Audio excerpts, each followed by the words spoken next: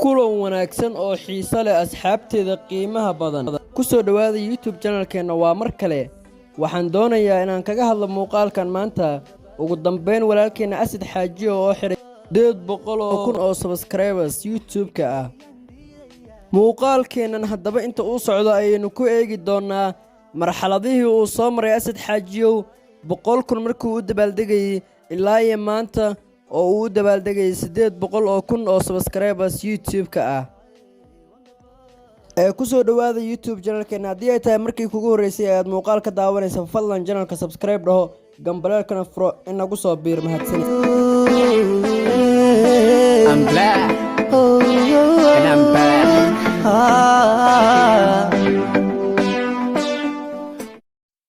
waxa uu ka soo gudbay 100,000 200,000 300,000 400,000 ilaa iyo 500,000 oo nus milyan ah kor ayuu u soo dhaafay 600,000 700,000 maalin walba iyada oo ay sii ziyaadaysa farxadiisa ayuu ugu dambeyn caawa waxaan u dabaaldegaynaa 800,000 oo subscribers Asad Xaajiyo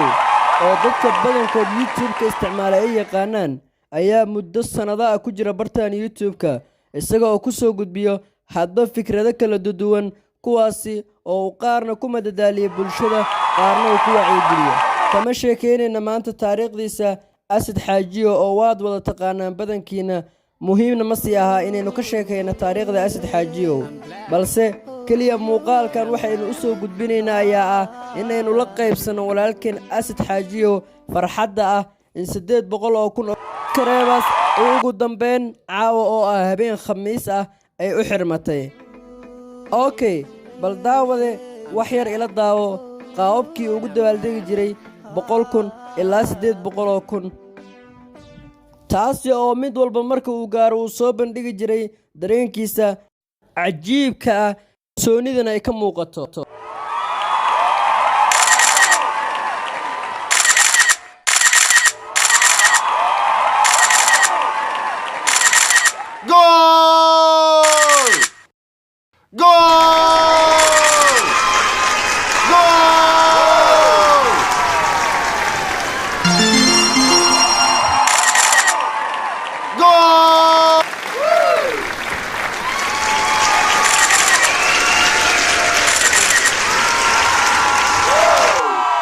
okay daawadayaasha qiimaha ee qadarinta mudan ugu dambeyn waxaanu soo gaarnay gabagabada muuqaalkeena waxaan idin leeyahay haddii aad ka mid tahay dadka uu soo gaaray muuqaalkan fadlan ha ka iloobin inaad like garayso channelkana aad subscribe dhaato sidoo kale muuqaalka aad la wadaagta asxaabtaada taasi waxay u muujinaysaa walaalkeena Asad Xaajiyo kalsooni badan inuu ku qabo bulshadiisa uuna dhiirigelin ka sii qaado uu ku gaari karo 1 milyan oo subscribers muuqaalkeeni maanta aynu kaga hadlaynay Asad Xaajiyo iyo dabaaldegiisa 100,000 ilaa 800,000 ayaa intaan ku dhan kulanti dambe oo xiiso leh asxaabteeda qiimaha ee qadarinta mudan waxaan idin leeyahay